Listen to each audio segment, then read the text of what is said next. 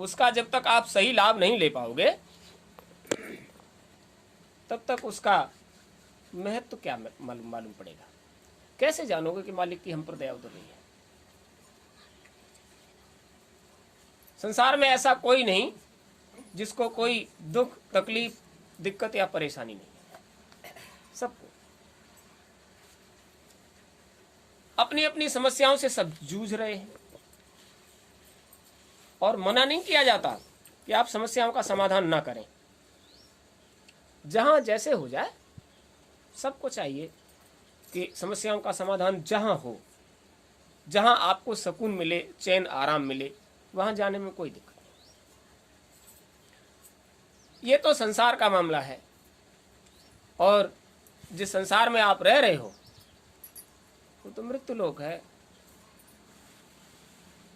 मृत्यु कहते हैं मौत को और लोक कहते हैं उसका घर। और यहां एक चीज की खोज करता है हर मनुष्य शरीरधारी, हमें सुख मिल जाए, हम सुखी रहें। अब मौत के घर में और सुख की इच्छा, तो एक दुख तो आपको पैदा होते ही लग गया कि हमें मरना पड़ेगा। और जब तक ये काम पूरा नहीं हो जाता तब तक ये दुख निकलने वाला। हर वक्त ये बात जहन में उतरनी चाहिए कि आज हमारे पास जो शरीर, जो जामा, जो पुतला है, आज है, ये वास्तव में हमारा नहीं है।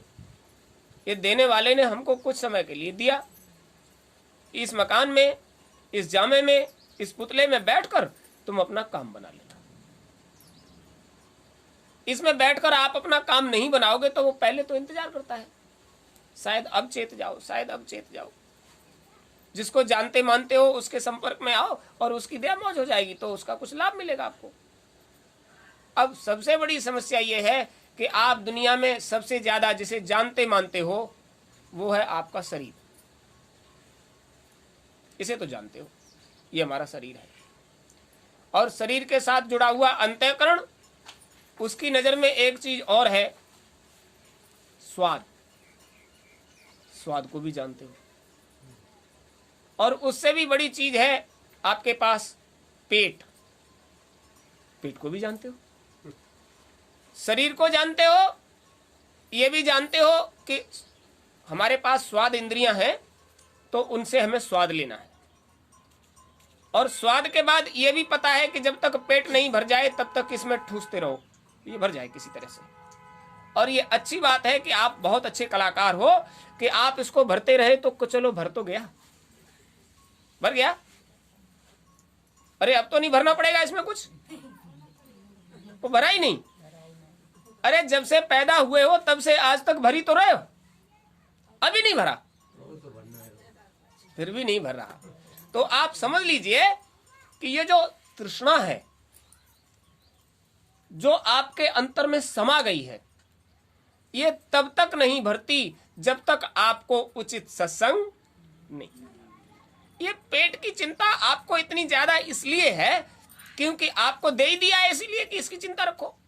अरे भाई, इसकी चिंता करना मनुष्य शरीरधारी का परम कर्तव्य है। इसकी चिंता नहीं करोगे तो तुम्हारे इस शरीर की मशीन में ऊर्जा कहां से आएगी। ये शरीर चलता ही भोजन से है।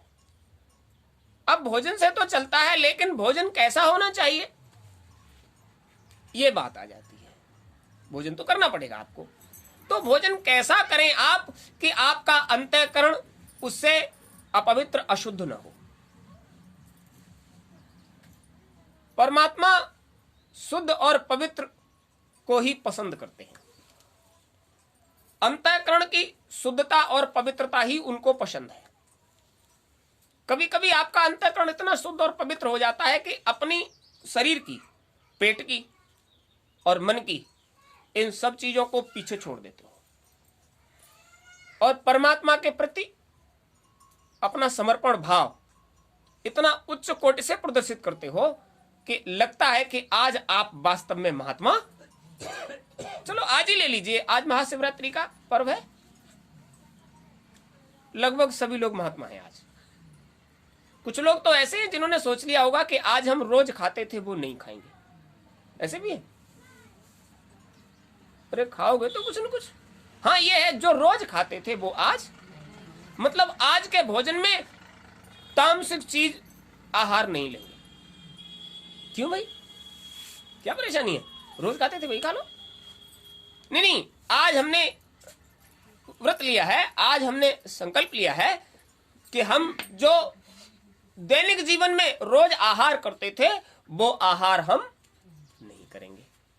आज हम सात्विक आहार लेंगे ताकि आज हमारा मन, हमारी बुद्धि, हमारा चित्त, हमारा अहंकार शांत रहे। और जब तक अंतःकरण शांत नहीं रहता तब तक आप परमात्मा का चिंतन कर ही। अरे भाई, आधी रात से उठकर भागे, जब सोकर नहीं उठते थे उससे पहले ही भगवान महादेव को जल अर्पित करके आ गए। सोकर भी नहीं उठते थे और आधी रात को उठ गए और पूरा परिश्रम किया, रात में ही स्नान करके और वहां महादेव मंदिर में रात के अंधेरे में जाकर जल अर्पित करके वापस भी आ गए। इसे क्या कहते हैं? 5 बजे तक वापस आ गए। इसे क्या कहते हैं? इसे कहते हैं तपस्या। आपने दैनिक जीवन में जो सुख था उसको तिलांजलि दे दी।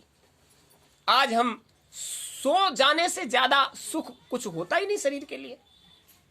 शरीर जब थक गया हो और विश्राम के लिए बिस्तर पर पहुंच जाए और उसको नींद आ रही हो तो आप अच्छे से अच्छा व्यंजन उसके सामने रखो तो वो ये कहेगा रख दो, अभी हमको नींद आ रही है। व्यंजन में भी वो सुख नहीं है जो आपको नींद में सुख है। और नींद जैसा सुख आप त्याग गए, नींद जैसा सुख त्यागा, भोजन जैसा स्वाद त्यागा, भोजन का स्वाद भी त्याग दिया, नींद का सुख भी त्याग दिया। और परिश्रम देखो, जिस वक्त सोकर भी नहीं उठते थे उस वक्त तक जाकर वहां 4 किलोमीटर जाना, 2 किलोमीटर जाना और 2 किलोमीटर लौट के आना, 4 किलोमीटर जाना और 4 किलोमीटर लौट के आना, मतलब इतने दूर से तो कम ही नहीं हो गए। इतनी दूर तक पैदल जाकर रात में ही जल अर्पित करके महादेव को वापस आ जाना, इसका क्या मतलब है? इसका मतलब है कि आपके अंतःकरण में भक्ति का कोई एक कोना ऐसा खाली था कि जब उसमें उजाला आया तो अंतर जागृत हुआ, हमें भी अपने लिए कुछ करना, अब शरीर के लिए नहीं। इसमें तो शरीर को परेशानी है, सुख ले रहे थे, चैन से सो रहे थे, नींद त्याग दी आधी रात। इसका मतलब यह है कि आपने, आपके जहन में कहीं ना कहीं संगति अच्छी उतर कर आई और आपको लगा कि जिस परमात्मा की दया कृपा से हम संसार भोग रहे हैं, हमें इस संसार को त्याग कर उसके निमित्त कभी तो समय निकालना कितनी अच्छी बात है। लेकिन आप उसको समझते नहीं। अच्छा, एक ही दिन ऐसा करने से परमात्मा खुश हो जाएगा?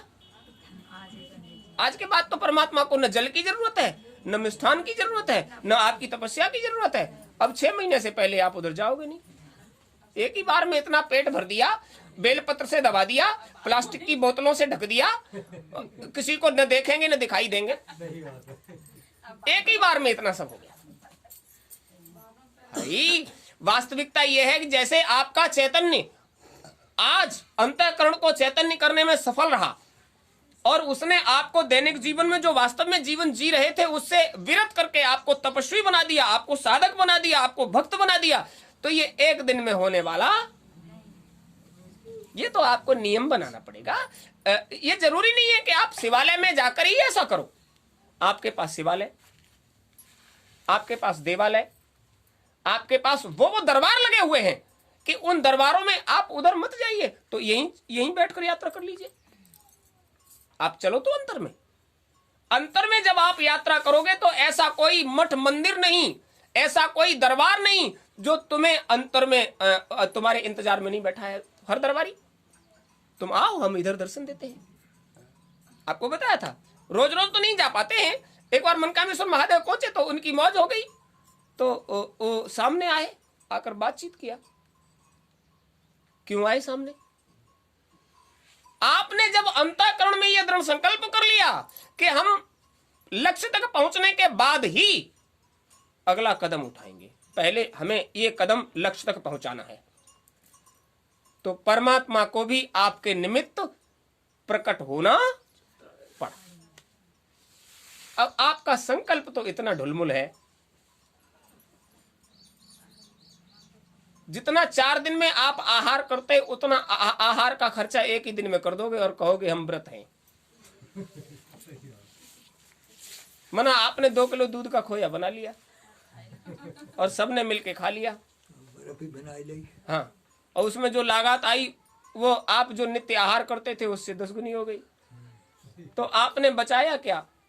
व्रत का मतलब है कुछ बचत भी हो जाए और आहार भी सात्विक हो जाए। और जब गिजा माल खाया तो फिर आहार सात्विक कहाँ रहा? वो तो और ज्यादा ताकत देगा, आपको अंतःकरण को और विचलित करेगा। तो ये जो रास्ता है वो रूखा सूखा खाए के ठंडा पानी पी। और देख पर आई चूपड़ी मत ललचाए जीव, लेकिन जीव मानता कहाँ है? आज तो पास है ताश है, वहां जलेबी बहुत बढ़िया टूट रही थी, मजबूरी है, आज व्रत थे, नहीं तो अब तक उधेड़ दी होती। मतलब जी में अगर लालच रहा तो इसका मतलब यह है कि अभी भी हम जिस चीज पर नियंत्रण करना चाहिए उसे हम नियंत्रित नहीं कर पा रहे। तो यही तपस्या है। आज आपने संकल्प ले लिया कि ऐसा नहीं करेंगे, तो चाहे मोहन भोग रखा हो, आप ये कहोगे हम इस तरह का आहार आज नहीं लेंगे।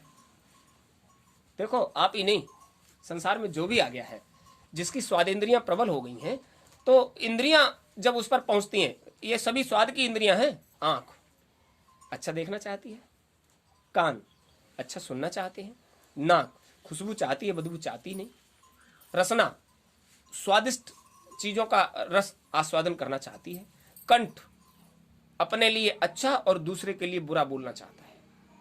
आपने अनुमान किया है? हमारे कंठ से निकलने वाली आवाज अगर दूसरे के तरफ से आ रही है तो हमारे लिए प्रिय होनी चाहिए, और हम जब निकालते हैं तो कभी सोचा है कि हम जो बात कह रहे हैं उसको अच्छी लगेगी या खराब? वो विचार दूसरे के लिए बुरा और अपने लिए अच्छा, तो ये नहीं हो सकता। एक पंथ दो होन भालू, हंसो ठटाए फुलावो गालू। दोनों काम एक साथ करके दिखाइए, गाल फुलाइए और ठट्टा मार के हंस भी जाइए। कर सकते हो? नहीं कर सकते ना, क्योंकि एक साथ दोनों काम नहीं हो सकते। तो जिस रास्ते पर आप चल पड़े, जिस रास्ते पर भी चल पड़े, तो आप एक ही रास्ता अपनाओगे। अब 10 कदम आगे गए और 15 कदम पीछे लौट आए तो यात्रा पीछे और आगे आगे आगे कहां गए? तो जिस रास्ते पर निकल पड़े आपको संकल्प लेना पड़ेगा कि हम पीछे कदम नहीं हटाएं। मालिक का दरबार है, यहां कोई भूल भरम की बात तो है नहीं। आप लोग यहां आते हो, कोई छल छलावा, कोई ठगई मुसाई, आप ये मत सोचा करो। कभी कभी क्या हो जाता है, लोग ये मन में विचार कर लेते हैं, ये जो पैसे वैसे यहां रखते हो, ये कोई फीस नहीं है। फीस थोड़ा ही है, नहीं हो तो ये फीस नहीं है। मालिक के दरबार में फूलों की कमी नहीं रहती। अरे ले आए, जब हमारे पास नहीं है तो 2 फूल गुरु महाराज के आगे रख दिए, मालिक आज हम इसी के लायक हैं। यदि आप वास्तव में इसी के लायक हो तो तन की जाने मन की जाने चित्त की जाने चोरी, ऐसे गुरु से क्या छिपाए जिसके हाथ में डोरी। एक बार ये बात कह दी गई थी, रामअवतार बाबा के कार्यक्रम होता था, ये बात कह दी गई कि आप इसलिए मत डरा करो, सत्संग सुनने आया करो, प्रसाद गुरु महाराज के दरबार में जो भी होता है उसमें पूरा हो जाता है। ये मत सोचा करो कि आज हमारे पास 10 रुपए नहीं है। अरे तुम्हारे पास नहीं है, फूल पत्ती जो कुछ भी अर्पित कर दो परमात्मा को, तो वो सब उनके लिए प्रकृति का हर सौदा। ये तो इसलिए रख देते हो ला करके, हमारे घर में बहुत सारा भरा है, उसमें से हम कुछ निकाल देंगे तो वो शुद्ध पवित्र हो जाएगा और किसी गलत जगह उसे खर्च करना नहीं पड़ेगा।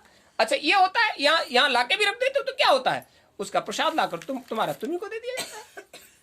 अरे ऐसे करोगे चाहे वैसे करोगे, खाना तुम्हारा तुम्ही को है, लेकिन जब मालिक को अर्पित करके उस चीज को लोगे तो वो प्रसाद हो जाएगी, और अपना जिम्मेदार बन के खाओगे तो वो खाना हो जाएगा। खाना और प्रसाद में यही अंतर है। अरे इधर डाल दोगे तो जब प्रसाद कम होता है तो उधर से दुकान से मंगवा लिया जाता है, उनका समय पर जाके भुगतान चुगतान कर दिया जाता है। क्या होता है? अब बात क्या है कि जब आपके अंदर श्रद्धा विश्वास और प्रेम होगा तब तो आप इस चीज का मन में गुबार नहीं होगा। आज हमारे पास नहीं है, अरे जब नहीं है तब नहीं है, आज हमारे पास है। जब मन बुद्धि चित्त और अहंकार सब शांत होकर ये कहे कि परमार्थ में हमें कुछ देना चाहिए, तब देना है। चलो अब वहां जाइए तो 10 रुपया तो धन नहीं पड़ेंगे, नहीं, ऐसा कुछ भी नहीं है। नहीं किसी से इस तरह की बात कही जाती है। ये एक व्यवहार है, एक चलन है कि हम गुरु महाराज के दरबार जाएं तो खाली हाथ हमको नहीं जाना चाहिए, क्योंकि मालिक के दरबार से कभी कोई खाली हाथ जाता ही। जब हम यहां आए और हमें उसका लाभ मिला है तो उसके बदले में हम अपने शरीर के मेहनत, ईमानदारी, खून पसीने की कमाई से कुछ न कुछ मालिक को अर्पित करें, क्योंकि जो मालिक ने हमें अर्पित कर दिया है उसकी कोई कीमत। आज इस वक्त यहां बैठकर जो आप शांति का अनुभव कर रहे हो, सुख तो कहीं भी मिल जाएगा दुनिया में, पैसे से खरीद सकते हो, खरीद सकते हो दुनिया में सुख, पैसे से खरीद सकते हो, पैसे से साधन खरीद सकते हो, सुविधा खरीद सकते हो, सुख पैसे से। और शांति का तो कोई मतलब ही नहीं है। सुखी के पास शांति हो ये कोई जरूरी नहीं है। जितने सुखिया मिलेंगे संसार में वो शांति के महागरीब कंगाल। अब सुख के साधन के लिए रात दिन दौड़ रहे हैं और उनसे पूछो भैया खूब चैन में हो, बोले भैया साधन तो बहुत है, सुख तो बहुत है, लेकिन चैन, चैन से मतलब शांति।